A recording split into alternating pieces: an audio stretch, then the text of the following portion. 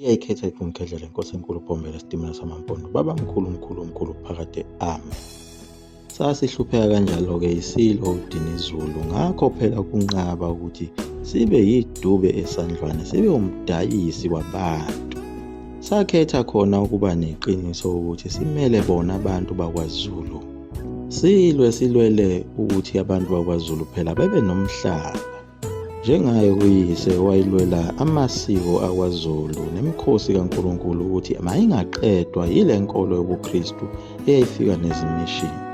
Phela inkosi uDinizulu yayithole ithuba eliyingqayizivele njengoba yayihlala khona phela edolobheni emzini kaJohn Willem Colenso kanye nawo amadodakazi kaJohn Willem Colenso, lapho kusolakala khona ukuthi yiso lesi sikhathi wakhandeka uthando kuso isilo uDinizulu nendodakazi kaJohn Willem Colenso uHarriet.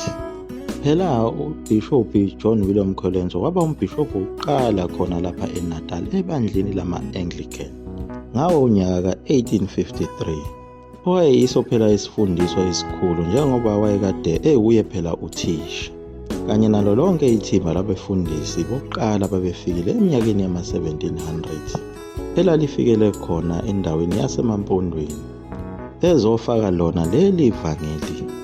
Lonke lelo thimba lalingothisha emazweni akuwo lase lilethwa lapha ukuze lizoba ngabafundisi abazokwazi ukuthi bethi mabeyifaka lenkolo ingene kahle emqondweni womuntu. Nase usilo uDinizulu njengoba sasihlala kuwo lo muzi kaJohn Willem Colenso safundiswa kakhulu ngayo lenkolo neyale nkosi eyayifike nabo abelungu. Sase sifunda naso isikole. Phela ngalesi sikhathi yayiyodwa indlela yokuthi ufunde, kumele uqale esontweni lapho uzokwazi khona ukuthola ukufunda. Uma unqaba lenkonzo yabelungu nesikole ngeke uze usifunde ngoba isikole siyinto eyodwa nesonto.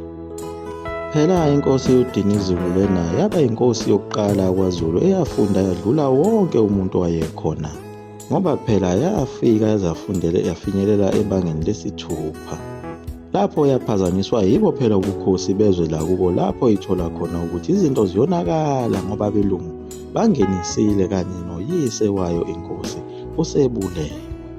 Lapho kwamele khona ikhethe ukuyophila kamnandi kanye nabo abelungu abasebevele bekuqalile umqondo wabo ukuthi bethathe izingane zamakhosi bezifundise zihambe zize ziyofika khona phesheya kwezilwandle bese bezijika futhi bezenze abefundisi. Babazi kahle phela abelungu ukuthi uma sinqobe inkosi sayifaka lemfundiso nenkolo yethu, isizwe sonke siyobe sesilandela inkosi. Njengaye umkhwenyana wakwakhe lona phela wayethathe indodakazi yayo inkosi uDinizulu uHarriet, owahlomula kulolu hlelo lakho ukufundiswa yizo izimishini waze wahamba wazoyofika endaweni yaseMelika.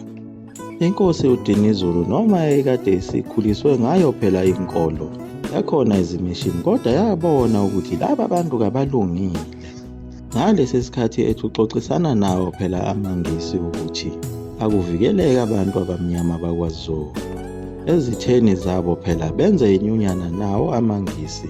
Lokho phela wayicela ngalesa sikhathi sengathi amabhunu ayifuna ukumqola indawo, kodwa amangisi ayingenanga leyo nto. Kunalokho avele aqhamuka azogcumeka izimishini khona endaweni yakwaZulu. Lokho kwasithukuthelisa kakhulu isilo uDinizulu, savele sazibhidliza lezo mishini. Lapho ayeseyigcobe khona ngetshe ngaphambili, abeseqala lapho kumnakashela amangisi njengoba eselele khona lapha okhukhwini lokufa ebalisa ekhumbula lonke usizi kusukela ekhula emncane. Nabo abantwana bakhe agcine ebazalele khona phela esiqhingini saseSt Helena ngalesi sikhathi eboshiwe edingiselwe kulo leliya jele. Phela amangisi inhloso enkulu kwawukuthi asivove inkani isilo ngalesi sikhathi besibeke kulesi yasiqhingi saseSt Helena. Uma isiphelile inkani abuye azobusa isizwe sakwaZulu ngendlela yawo amangisi kanye nemithetho yamangisi nenkolo yamangisi. Ingakho babuye basilethela amakhosikazi aso khona lapha yana eSt Helena. Lapha ethi mayifika khona egqoke zona Lezi zingubo ezimhlophe okwakuyindwangu nje ababegoqwe ngayo ngenxa yokuthi abelungu babenyanya le mvunulo yesintu. Bathi umuntu ovunulile ufana nomuntu onqunu. Njengoba nakuwo amasonto abo babengamfuni umuntu owayesuke egqoke ngendlela yase-Afrika.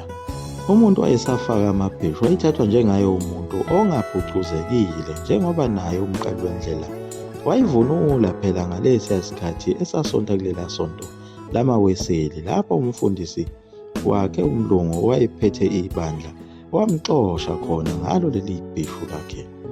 Wathi uma esebuya awubuye afake ibhulukwe neyembe. Nabo abantu abaningi bakwaZulu babenyanya kakhulu indaba yokuya laphana emishini, bethi le nkolo ifike lapha ngokuzoqeda amasiko ethu nemvunulo yethu, bese sivunula njengabelungu, ukuze kuthi uNkulunkulu mayethumela izingilosi zakhe zilethe izinhlanhla zingakwazi ukusibona, bese inhlanhla yethu iyaduka iwele kubo abelungu laba. Phela izithunywa zasezulwini ezisuke zithunywe uNkulunkulu yibo babamkhulu bethu basemandulo, okuyibona baletha izinhlanhla lapha emhlabeni uma ethu yamfuna umzukulu wakhe ethola ukuthi uvunule njengomlungu akakwazi ukumbona.